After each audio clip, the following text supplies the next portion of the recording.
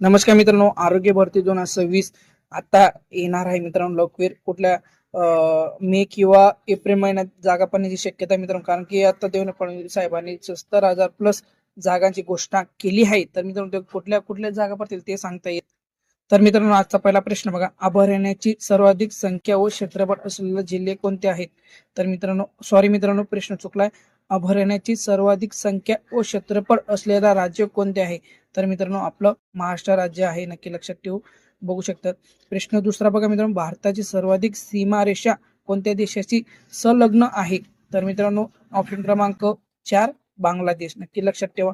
तर मित्रांनो प्रश्न 3 बघा, नवेगाव बांध हे राष्ट्रीय उद्यान कोणत्या जिल्ह्यात आहे? तर मित्रांनो ऑप्शन क्रमांक 2 गोंदिया या जिल्ह्यात.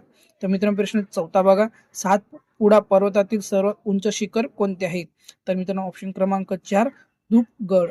काय मित्रांनो याचं उत्तर धूपगड. मित्रांनो धूपगड हा भाग आपल्याला काही माहित नाही, पण आपण सविस्तर माहिती घेणार आहोत पुढच्या व्हिडिओमध्ये. प्रश्न 5 बघा मित्रांनो, 1857च्या उठावाला स्वातंत्र्य युद्ध असे कोणी म्हटले होते?